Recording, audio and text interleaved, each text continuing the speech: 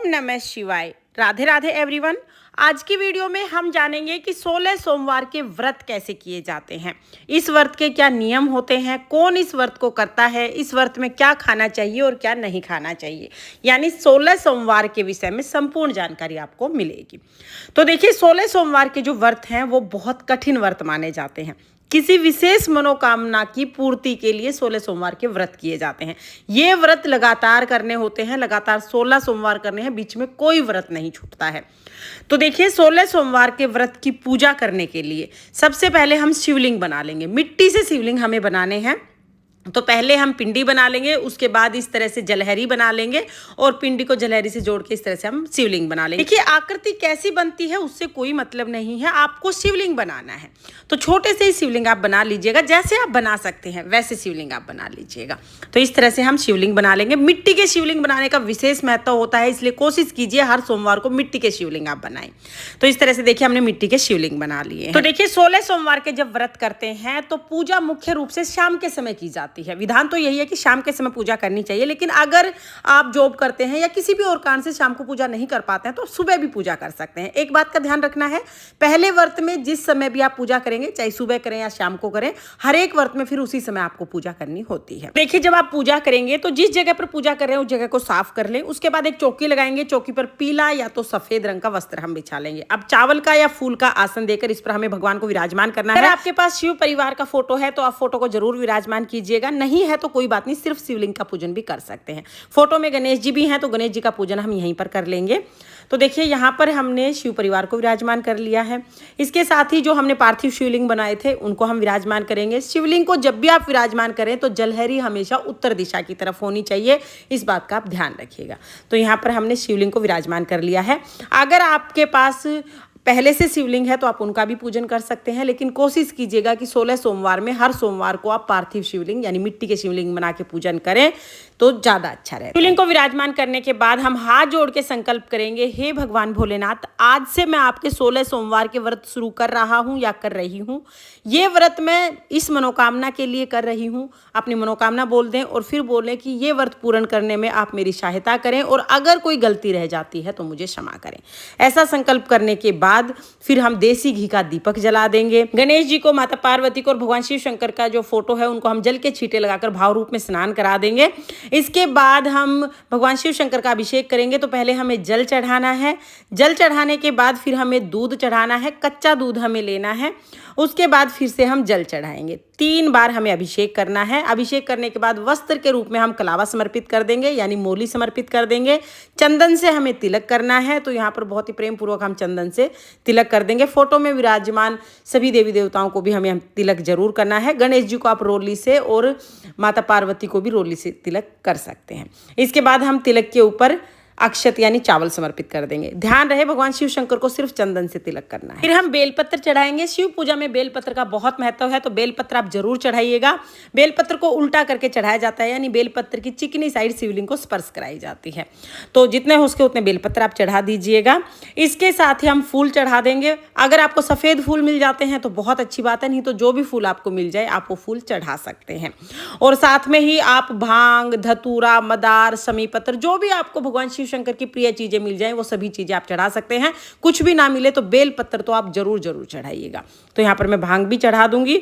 इसके बाद फिर हमें भोग समर्पित करना है। तो देखिए, 16 सोमवार के जो व्रत होते हैं ना, उसमें चूरमे के लड्डू का भोग समर्पित किया जाता है। 3 लड्डू चढ़ाए जाते हैं। एक जो लड्डू है वो भगवान शिव शंकर के नाम का होता है, जो हम गाय को देते हैं। दूसरा लड्डू प्रसाद के रूप में सबको बांटते हैं और तीसरा लड्डू जिसने व्रत किया है वो खा लेता है।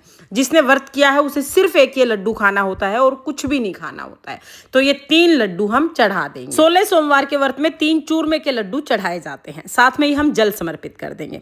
अब देखिए, लड्डू चढ़ा दें बहुत अच्छी बात है। अगर लड्डू नहीं है तो मैंने आम दिखाया है, लेकिन आपको आम नहीं चढ़ाने, क्योंकि आम ऋतु फल है। ये इस मौसम में तो मिल जाएगा, आगे जब सोमवार के व्रत करोगे तब नहीं मिलेगा। तो आम की जगह आप 3 केले ले सकते हैं या 12 केले ले सकते हैं। 4-4 केले आप खा लीजिएगा। जो भी प्रसाद आप चढ़ाएंगे उसके 3 हिस्से करने हैं। एक भगवान शिव शंकर के नाम का होगा, एक आप प्रसाद के रूप में बांट देंगे और एक आपको खुद खाना है। और भगवान शिव शंकर के नाम का जो प्रसाद है वो आप गाय को दे दें। उसके बाद हम दक्षिणा चढ़ाएंगे। हर एक व्रत में आपको दक्षिणा जरूर चढ़ानी है। तो इस तरह से हम भोग समर्पित कर देंगे। फिर हम फूल या तो चावल अपने हाथ में लेके 16 सोमवार की व्रत कथा सुनेंगे।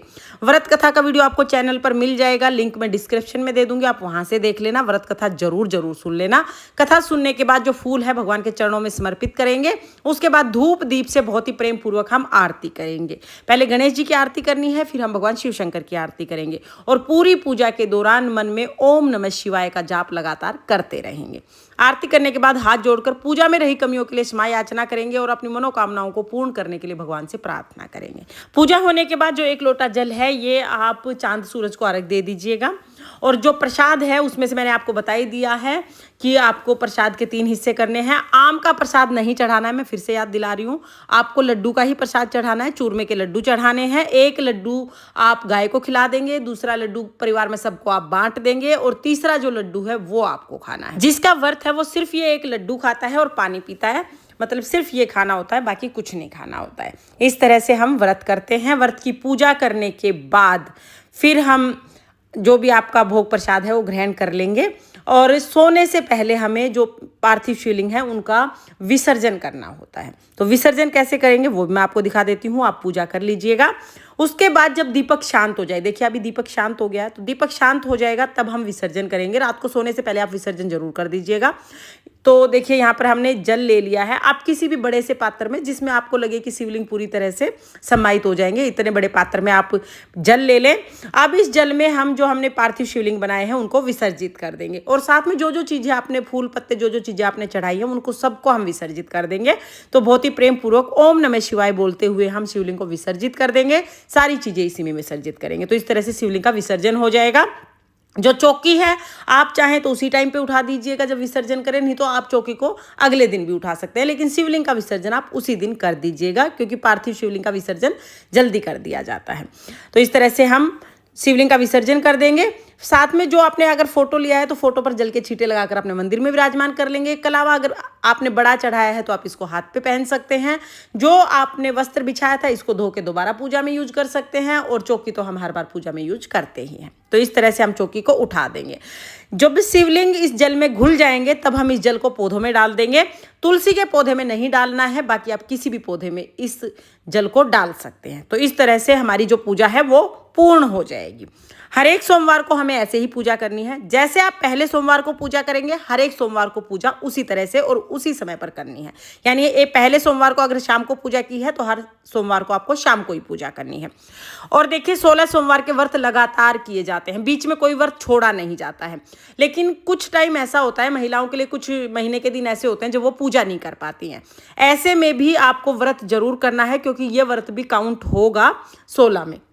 ऐसे टाइम पे आप क्या करेंगे, मन में ओम नमः शिवाय का जाप करेंगे और आप व्रत कर लेंगे। पूजा इस टाइम पर नहीं करनी है, लेकिन प्रसाद में वही चूरमे के 3 लड्डू आपको बनाने हैं। 1 लड्डू गाय को देना है, 1 घर में सभी सदस्यों को देना है, बांटना है और तीसरा आप खा लेंगे। आप जब अपवित्र अवस्था में होते हैं तब आप प्रसाद अपने घर के मंदिर में ही घर के किसी भी सदस्य से चढ़वा सकते हैं। तो इस तरह से आपको व्रत जरूर करना है। और देखिए 16 सोमवार के व्रत जो हैं ये वैसे तो निर्जल व्रत किए जाते हैं, कुछ भी नहीं खाया पिया जाता है इसमें।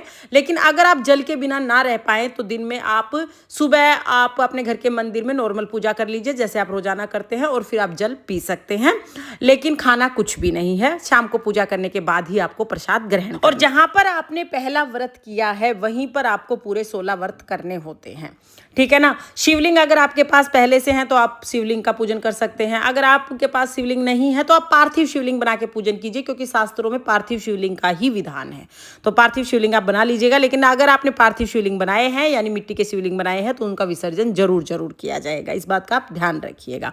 विसर्जन कैसे करना है वो तो मैंने आपको बता ही दिया है। अगर आप 16 सोमवार का व्रत करना चाहते हैं तो आप फागुन, कार्तिक माह और सावन इन महीनों में 16 सोमवार के व्रत शुरू कर सकते हैं। और सावन के महीने में तो किसी भी सोमवार से आप 16 सोमवार के व्रत शुरू कर सकते हैं। मतलब इसमें कृष्ण पक्ष और शुक्ल पक्ष का भी कोई बात नहीं होती है, आप किसी भी सोमवार से 16 सोमवार के व्रत शुरू कर सकते हैं। खाने का मैंने आपको बता ही दिया कि 16 सोमवार के व्रत में कुछ भी नहीं खाना है। जो भी आप प्रसाद चढ़ाएंगे उसका तीसरा हिस्सा आपको खाना है। और मैंने आम का प्रसाद चढ़ाया है, आप आम का प्रसाद मत चढ़ाइएगा क्योंकि फिर आपको सर्दियों में आम नहीं मिलेंगे। एक बार जो आप प्रसाद चढ़ाते हैं पहले व्रत में, हर बार आपको वही प्रसाद चढ़ाना होता है। मुख्य रूप से चूरमे के लड्डू का प्रसाद चढ़ाते हैं, लेकिन आप चूरमे के लड्डू ना बना पाए तो आप केले का प्रसाद भी चढ़ा सकते हैं। तो फ्रेंड्स, ये थी 16 सोमवार व्रत की बहुत ही सरल पूजा विधि। आपको पूजा विधि कैसी लगी कमेंट करके जरूर बताना। और अगर ये वीडियो पसंद आई हो, वीडियो आपके लिए थोड़ी बहुत भी यूजफुल हो, तो प्लीज वीडियो को लाइक कर देना और चैनल को सब्सक्राइब कर लेना। फिर मिलते हैं किसी और वीडियो के साथ। तब तक के लिए ओम नमः शिवाय, राधे राधे, हर हर महादेव।